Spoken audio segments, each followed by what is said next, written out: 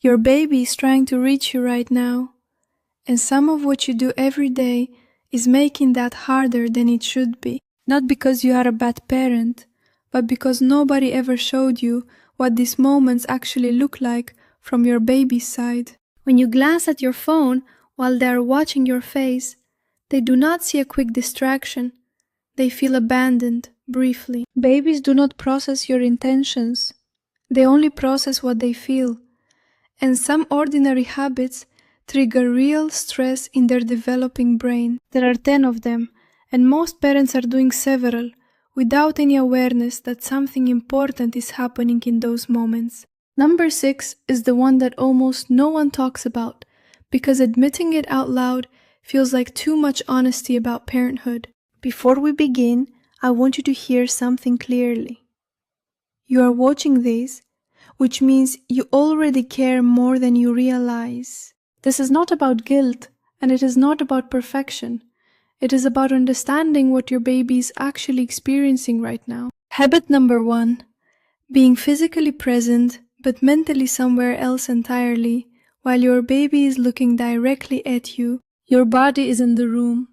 You are sitting on the floor with them, and technically, you are there in every visible way possible. But your mind is running through something that happened yesterday, or rehearsing a conversation that has not happened yet tomorrow. Your baby looks up at your face, searching for the signal that tells their nervous system whether the world is currently safe or not. What they find instead of presence is a face that is looking in their direction, but not actually seeing them at all right now. Babies cannot distinguish between a parent who is physically absent and a parent whose attention is somewhere else inside the same room. The still face experiment from developmental psychology demonstrates this precisely. An unresponsive face triggers an immediate spike in infant stress hormones. Their nervous system does not register your body being nearby. It registers your attention being absent and responds accordingly with alarm. The fix requires less time than you think. 10 minutes of complete presence with no mental background noise running underneath it. No phone, no planning, no half attention while your body occupies the room and your mind processes something from 3 hours ago. Just your face, actually there, actually looking, actually receiving whatever your baby is trying to send your direction in that moment. 10 real minutes of full presence does more for your baby's nervous system than 2 hours of distracted proximity ever could provide. Habit number 2. Waiting too long to respond when your baby signals that they need something from you right now. You are in the middle of something, finishing a task, completing a thought, and their fussing starts and you wait a moment. A brief delay to safely finish what you are doing is completely reasonable and will not damage anything between you and your baby. But when waiting becomes a regular pattern, when you finish texts and fold laundry while they signal and nothing comes, something shifts. What your baby is building in their first year is not independence. It is a mental model of how the world responds to need. The central question their developing brain is working to answer is this: when I reach out, does anything reliable come back to me? When the answer is consistently slow or inconsistent, their nervous system begins operating from a baseline of low-level uncertainty and unease. You do not need to be instant, and you do not need to be perfect. You need to be dependable enough that they can predict you. Even calling out softly to let them know you hear them while you finish what you are doing keeps the connection from feeling severed. That small signal, I hear you, I am coming, tells their nervous system the answer is yes before you even arrive in the room. Security is not built from never waiting. It is built from learning that waiting has a reliable end and that someone always comes. Habit number 3. Letting your visible frustration land on your baby's face before you have had a chance to process it yourself. Nobody warns you about this one, because admitting it requires acknowledging something that feels incompatible with how much you love them. You love your baby completely, and sometimes, in the same breath, you feel a frustration that has nowhere appropriate to go right now. The relentlessness of it, the noise, the timing of hard moments arriving precisely when your reserves are already fully depleted and gone. Here's the part that matters. Your face shows it, and your baby is reading your face with a precision that would genuinely surprise you. Babies are neurologically wired to scan their caregiver's face constantly because that face is their primary source of information about safety. When your expression shifts even slightly toward frustration, they do not have the cognitive tools to understand that they are not the cause. They only know that the face they depend on for safety has changed, and that change registers in their body as immediate threat response. You do not need to perform happiness you do not feel, but catching the frustration before it reaches your face takes only one breath. One deliberate inhale, one exhale, and then a single word of warmth added back into your voice before you speak or make eye contact. That 3-second reset does not ask you to deny what you feel. It just asks you to process it before it becomes their problem too. Habit number 4. Picking your baby up suddenly, without any warning signal that movement is about to happen right now. You have done this thousands of times. You walk over, reach down, and lift them in one smooth motion that takes half a second. It feels completely routine from your side because you know it is coming and you know exactly what is about to happen to them. But consider for a moment what that moment feels like from inside a nervous system that received no information that it was coming. One moment there is stillness and ground beneath them. Then without any cue, gravity shifts and the surface they were on disappears entirely. This sudden loss of physical support triggers something called the Moro reflex, a primitive startle response wired into every infant brain from birth. Repeated unexpected lifts do not cause lasting harm, but they do create a low background hum of unpredictability in your baby's physical world. The repair is simple and it costs you nothing except 2 seconds. Narrate before you reach down and touch them with intention first. Say, "I am going to pick you up now," even to a baby who cannot understand those words yet, because they can hear your tone. They hear the pause, they feel a gentle preparatory touch, and their body braces softly instead of startling into a stress response. You are teaching them something that extends far beyond the lift itself. The world announces what it is about to do to you. Habit number 5. Missing the small bits for connection that your baby sends out dozens of times throughout every single day. Developmental researchers call this serve and return, and it is quite literally how the architecture of your baby's brain gets built over time. A serve is any small moment when your baby reaches toward you emotionally. A look that lingers, a sound directed at your face, a reach. Each one of these is a question being asked, not with words, but with everything their pre-verbal body has available to communicate with. The question is never, "Feed me" or "Pick me up." It is something simpler and more essential than either of those practical requests. The question is simply, "Do you see me? Am I real to you? Does my presence in this room register somewhere inside you right now?" When bits are consistently missed, not ignored with intention, just lost in the noise of a full and busy day, something accumulates. Your baby receives a slow, quiet answer to their question that they were never supposed to receive from the person they need most. You do not need to catch every single bid. That standard is impossible, and chasing it would exhaust anyone within a single afternoon.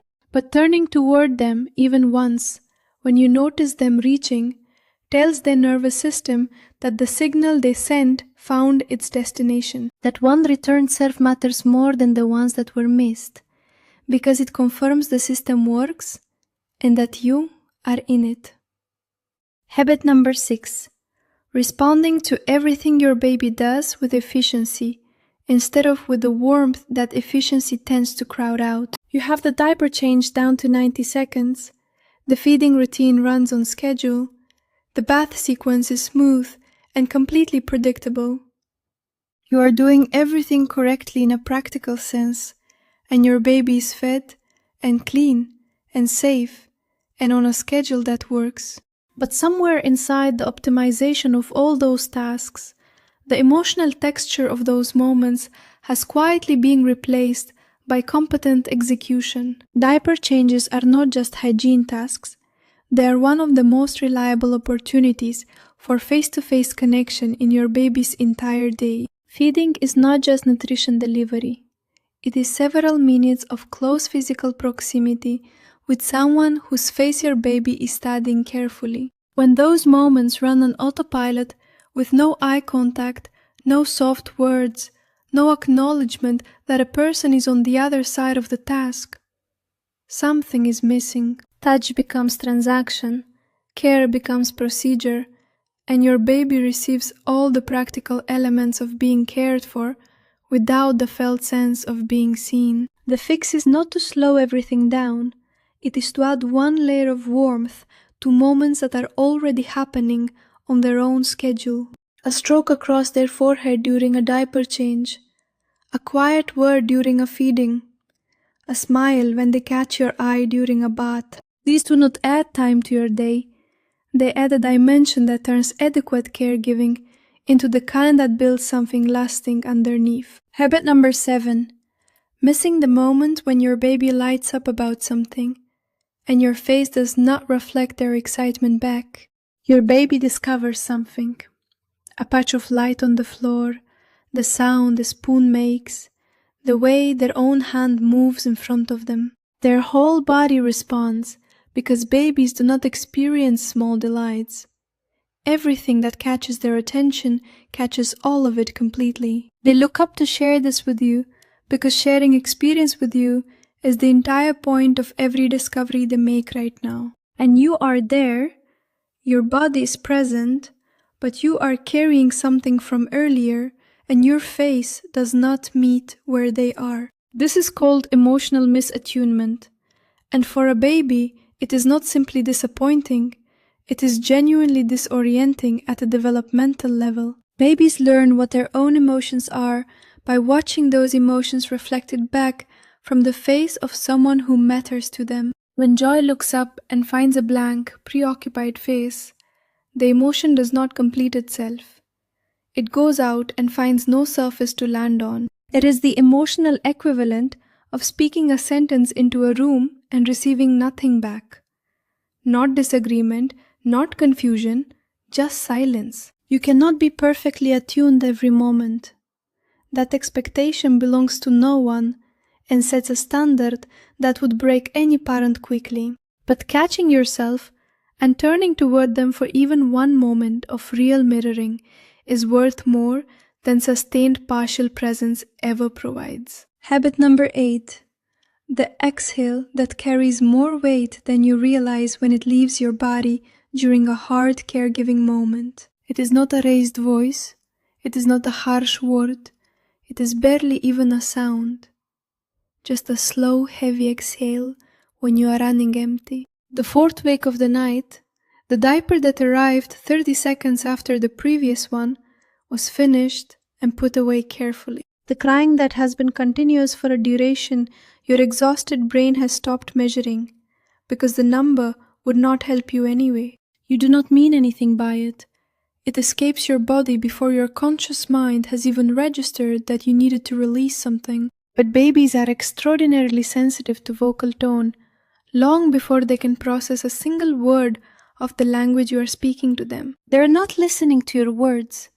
They are reading the emotional frequency of every sound you produce for information about their world. That exhale, the weight of it, the flatness of it, lands on your baby's nervous system as a shift in the climate of their safe space. And the heartbreaking part is that they have absolutely no framework for understanding that the shift came from your exhaustion, not from them. They experience the change in the emotional atmosphere and their own system responds to it because you are the atmosphere they live inside. The fix is not pretending to feel what you do not feel. It is one intentional breath in and one intentional breath out before you speak. Then if you can find it, one small drop of warmth added back into your voice, a quiet okay, a soft let's do this, anything real. 3 seconds and a single genuine word tells your baby the world is still the same place it was before that exhale left your body. Habit number 9. Touching your baby only when a task requires it, rather than touching them in the moments that belong to no task at all. We tend to think of love in its large and obvious expressions. The long hold, the song at bedtime, the hour spent on the floor together. But for babies, love also lives in the moments that last less than 2 seconds and require nothing except a hand that was already nearby. The brush across their back as you walk past the spot where they are lying on the playmat doing nothing in particular right now. The brief stroke across their forehead when you happen to be close enough that it costs you nothing to reach that small distance. The squeeze of a tiny foot during a diaper change that takes no extra time because your hands are already right there at that moment. These are not extras layered on top of real parenting. To your baby, they are some of the most important data points of their entire day. Touch carries information that words will not be able to carry for another year and a half or longer, depending on this particular person. What it communicates without a single syllable is, I notice that you are here. I am glad that you exist. You are being loved, not just managed. When those moments are consistently absent, not out of coldness, but out of busyness and habit and the momentum of getting things done, something quiet goes missing. Let your hands say the thing your chest already knows. Because your baby is fluent in touch, long before they will ever be fluent in words. Habit number 10. Believing that withholding comfort will build independence, when what it actually builds is a nervous system that stops expecting relief. You may have heard that responding too quickly creates dependence, that too much comfort produces clinginess, that early self-sufficiency requires early self-reliance. This framework sounds reasonable from a distance because independence is genuinely something you want for your child in the long run, eventually. But the research on this is not ambiguous. Babies who are consistently responded to, soothed, held, and seen become more independent children later. Not less, more, because security is the foundation that confidence is built on, and you cannot skip the foundation to get to the building faster. When a baby reaches toward connection and finds nothing, their body does not learn patience. It learns that reaching does not produce anything. Cortisol rises, heart rate climbs, and their entire system shifts into a low-grade survival state that is the opposite of the security you intended. Security is not the absence of need. It is the accumulated experience of need being met reliably enough to predict that it will be met again. A baby who has learned that reaching produces a response eventually becomes a child secure enough to tolerate not getting an immediate response. But that tolerance is built on a history of reliability. It cannot be installed by skipping the reliability and demanding the tolerance directly. Comfort given freely in the first year does not produce a child who cannot cope without you. It produces a child who learned that coping is possible. Here is what all of this actually comes down to, after everything we have just covered together in the past several minutes. You do not need 24 hours of perfect parenting, and you do not need to monitor every exhale and narrate every single movement. What you need, what your baby needs from you, is not optimization. It is presence, actual presence, not the performance of presence. 10 minutes where the phone is genuinely down, the mental list is genuinely paused, and the person in the room with you is genuinely you.